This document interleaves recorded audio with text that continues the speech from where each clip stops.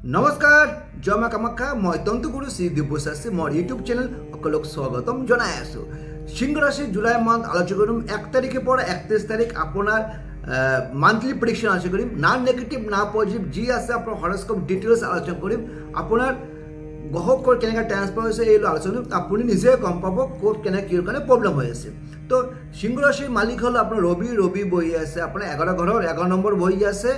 বাৰ আপনার 16 জুলাই রবি ট্রান্সফার করে so 11 hour যদি বুধ ঘর রবি বই থাকে তো হেলথ কারণে ইমান বেয়া নহয়। 1 তারিখের পর 15 তারিখলে হেলথ ভাল থাকিব। যেতিয়া আপনার চন্দ্রঘট আইব দ্বাদশত আইব রবি শুক্র কানেকশন হব আকো তেতিয়া কিন্তু আপনার শুক্র হলো কিডনি, তারপর হলো আপনার হলো লোয়ার পোর্শনের প্রবলেম অথবা আপনার হলো পেটের প্রবলেম। তো এইখিনি যে অকমান কেয়ারফুল থাকবে ইমান মেজর ইস্যু নহয়, কারণ আপনার শনি ভাল শনির দৃষ্টি হয়ে আছে লগ্নত শনি নিজের পড়া তো ইমান বেয়া নহয়।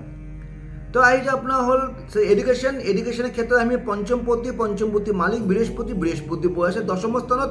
তো বৃহস্পতি যদি দশমার মানে এডুকেশন বই আছে কর্মস্থান, তো এডুকেশন দি কিন্তু আপনার কর্মস্থানটো এই মাহত ভাল। যোনে আপনার হলো টিউশনি করাই আছে বা আপনার প্রাইভেট কোনো একাডেমি আছে তো এই একাডেমির ক্ষেত্ৰত আপনার ক্ষেত্রে বিজনেস খুব ভাল ফল পাব।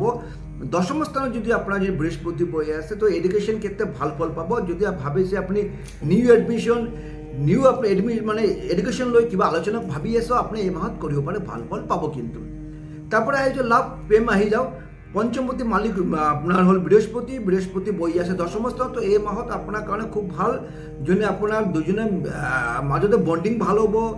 যদি কোনোবা থার্ড পার্সনের কারণে অকমান আপনার ভুল বুঝাইছো এই মাহত পুরা ক্লিয়ার হয়ে যাও ভাল ফল পাব।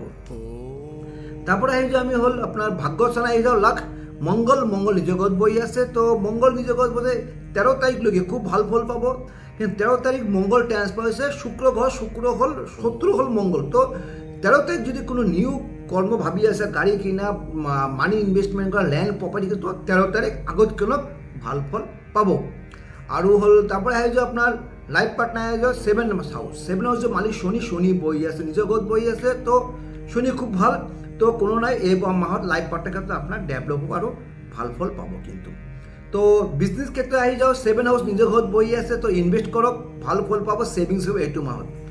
আর আহি যাও তারপর হলো আপনার কেরিয়ার ক্ষেত্রে যদি মঙ্গল খুব ভাল, কর্ম মঙ্গল নিজের কর্মপ্রতি ভাল। তো এই মাহত আপনার কিন্তু সব ক্ষেত্রে খুব ভাল। কিন্তু অষ্টমত যে রাহু বই আছে আর লগ্ন দ্বিতীয় স্থানে কেতু বই আছে তো কর্মস্থান ভাগ্যস্থান ভাল, কিন্তু দ্বিতীয় স্থানে কেতু হল আননেসেসারি টাকা পয়সা খরচ হওয়া থাকে। কিন্তু কাক টাকা পয়সা ধার নিয়ে দিব, যদি টাকা ধার দিয়ে তাকে নেপাবো এই মাহ, কেন আপনার দ্বিতীয় স্থান ধনস্থান সেখানে কেতু বই আছে। অষ্টম রাহু যদি বই থাকে তো এই মাহত এনে হেলথ ভাল, কিন্তু হেলথের কারণে অকমান কিন্তু আপনার প্রবলেম। তো এই মাহত আপনার ভাগ্য কর্মস্থান খুব ভাল, বিজনেস ক্ষেত্রে ভাল, কিন্তু হেলথ ফাইন্যান্সিয়াল অকমান আপনি বন্ধু যদি হেল্প করে অকমান কেয়ারফুল হব।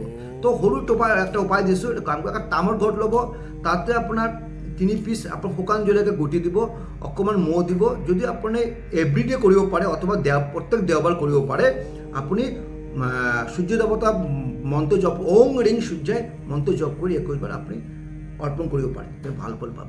যদি মোৰ ভিডিও ভালো লাগে লাইক এন্ড শেয়াৰ কৰিব পাৰে।